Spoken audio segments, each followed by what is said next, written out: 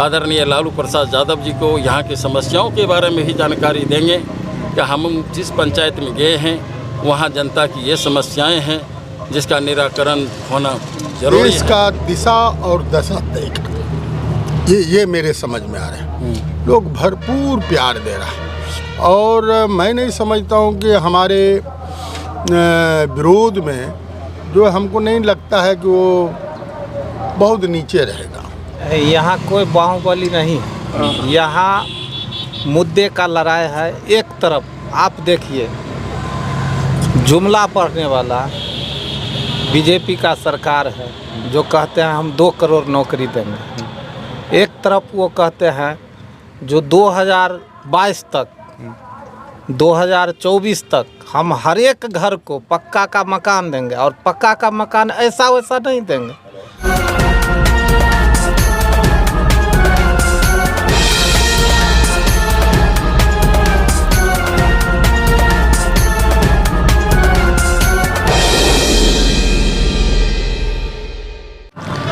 दोस्तों नमस्कार, मैं हूं आपके साथ आशीष आर्यन। आप देख रहे पोस्ट टीवी। अभी हम मोकामा विधानसभा क्षेत्र के अंतर्गत कन्हाईपुर में हैं और यहां पर लगातार बड़े बड़े नेताओं का यहां पर आना और यहां पर तांता लगा हुआ है। अभी हम कन्हाईपुर में हैं और यहां पर आरजेडी के पूर्व सांसद सरफराज आलम और दरभंगा के एमएलसी प्रत्याशी रह चुके और पूर्व विधायक जी यहां पर मौजूद हैं। सर, सबसे पहले तो यहाँ पर जो लोग आ रहे हैं, आप लोगों को देखने के लिए काफ़ी संख्या में लोग आते हैं और बड़ी संख्या में नेता भी यहाँ पर राज्यसभा सांसद मोहम्मद करीम साहब जी आकर यहाँ से गए हैं और सहकारिता मंत्री भी आए हैं। लगातार बड़े बड़े नेताओं का मोकामा में आगमन हो रहा है, क्या कारण है? कारण तो आप जानते हैं कि मोकामा में उपचुनाव हो रहा है जी। तो इस उपचुनाव में सभी दल के लोग अपने अपने प्रत्याशी के पक्ष में आ रहे हैं। हमारे यहाँ भी महागठबंधन का प्रत्याशी है, वो आरजेडी के प्रतीक चिन्ह लालटेन लेकर चुनाव मैदान में हैं और ऐसे परिस्थिति में महागठबंधन की तमाम नेता जो हैं उनका मोकामा क्षेत्र में पदार्पण होना सुनिश्चित है, लाजमी है क्योंकि कैंडिडेट हैं तो वहाँ आएंगे। और इसी परिप्रेक्ष्य में हमारे सहकारिता मंत्री महोदय भी आज घूम रहे हैं, हमारे साथ पूर्व सांसद सरफराज अहमद जी भी हैं, हमारे साथ ये हमारे दरभंगा से जयकांत यादव जी भी हैं। सारे के सारे लोग को पंचायत आवंटन कर दिया गया है कि सभी लोग अपने अपने जहां पंचायत आवंटन उस क्षेत्र में जाएं, जनता के दुख दर्द को भी देखें, जनता के बीच में जाकर अपने प्रत्याशी के पक्ष में मतदान करने के लिए आग्रह भी करें। और इसी परिप्रेक्ष्य में हम तमाम जो भी कार्यकर्ता नेता हैं इस क्षेत्र में आप लोगों के बीच आए और यहाँ जो समस्याएं हैं उन समस्याओं को भी हम लोग कलेक्ट कर रहे हैं। आदरणीय अपने नेता तेजस्वी प्रसाद यादव, आदरणीय लालू प्रसाद यादव जी को यहाँ की समस्याओं के बारे में भी जानकारी देंगे कि हम जिस पंचायत में गए हैं वहाँ जनता की ये समस्याएं हैं जिसका निराकरण होना ज़रूरी है। और इसी उद्देश्य से हम लोग आए हैं कि हमारा प्रत्याशी ज़्यादा से ज़्यादा मतों से जीते, जनता के बीच में आग्रह करने के लिए। चलिए सर, यहाँ पर 2010 के बाद बात किया जाए तो लगातार यह सत्ता विहीन रही है मोकामा। कोई भी यहाँ पर जो प्रत्याशी अनंत सिंह ही लगातार रहे हैं लेकिन सत्ता में नहीं रहे, जिसके कारण से विकास में अवरोध बना हुआ है। लोगों का कहना है कि यहाँ पर जो विकास होना चाहिए था वो नहीं हो। देखिए, आज जो महागठबंधन बनी है नीतीश जी के नेतृत्व में, तेजस्वी जी हैं, तो ये सत्य है कि हम लोग जो घूम रहे हैं वो जो समस्या है उसको भी कलेक्ट कर रहे हैं।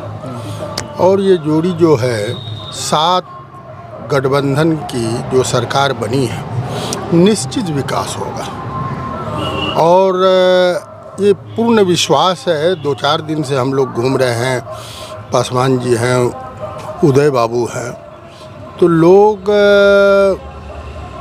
संतुष्ट हैं और बहुत प्यार मिल रहा है इस उपचुनाव में। हमको लगता है ये उपचुनाव 2 जगह जो उपचुनाव है ये देश का दिशा और दशा तय करना, ये मेरे समझ में आ रहा है। लोग भरपूर प्यार दे रहा है और मैं नहीं समझता हूँ कि हमारे विरोध में जो हमको नहीं लगता है कि वो बहुत नीचे रहेगा। लेकिन कुछ कहीं कहीं सवाल उठ रहा है ना सर, क्योंकि यहाँ पर नीतीश कुमार जी चुनाव लड़ते रहे, अभी नीतीश कुमार जी के साथ आप आ गए। जब घूम रहे हैं हम लगातार 1 सप्ताह से हम भी घूम रहे हैं क्षेत्र में, कहीं ना कहीं मनमुटाव दिख रहा है क्षेत्र में। नहीं, हमको तो नहीं लगा। जब दो ताकत एक साथ होता है तो विकास की रफ्तार बढ़ती है। हम समझते हैं कि मोकामा का विकास तेजी से बढ़ेगा। नीतीश कुमार का वोटर अभी तक कंफ्यूज है? नहीं, कंफ्यूज नहीं, हम तो नहीं देख कोई कंफ्यूज नहीं। कंफ्यूज हो सकता है कुछ लोग हों, लेकिन कुछ कंफ्यूजन नहीं। बहुत मतों से जीतेगी नीलम देवी, बहुत मतों से। बहुत। 2 साल पहले ही चुनाव हुआ है, बार बार ऐसे आना, और लोग ये भी चाह रहे हैं कि अगर नेता जिस तरह से अभी आ रहे हैं उसी तरह से चुनाव जीतने के बाद लगातार अगर क्षेत्र में रहें तो जो अभी आप लोग को समस्या उठना पड़ रहा है, लोग कहीं कहीं शिकायत कर रहे हैं, वो ना करना पड़े। हमें तो ऐसा महसूस नहीं हुआ। हम लोग जो घूम रहे हैं, अरे जो आकांक्षाएं तो होती है, जो आम आकांक्षाएं वो घटा है मोकामा का, और जो बचे हैं वो पूरा होगा। जो बचे हैं पूरा, जी, जो बचे हैं वो पूरा होगा। सर यहाँ पर बाहुबली के नाम से 2 प्रत्याशी जाने जाते हैं और दोनों प्रत्याशी ही मैदान में हैं। एक तो कहते हैं जब लोगों के बीच हम जाते बोलते हैं एक तो लोकल हैं और एक बाढ़ से आ गए हैं, तो हमेशा बाढ़ वाले जीत रहे हैं। अब स्थानीय को मौका मिलना चाहिए। यहाँ कोई बाहुबली नहीं है, यहाँ मुद्दे का लड़ाई है। एक तरफ आप देखिए, जुमला पढ़ने वाला बीजेपी का सरकार है जो कहते हैं हम 2 करोड़ नौकरी देंगे। एक तरफ वो कहते हैं जो 2022 तक 2024 तक हम हर एक घर को पक्का का मकान देंगे, और पक्का का मकान ऐसा वैसा नहीं देंगे, उसमें हर घर में नल होगा, बिजली होगा, शौचालय युक्त गैस का कनेक्शन होगा। कितने घर बन गए? एक भी घर बोले थे जो हम फूस का नहीं रहने देंगे।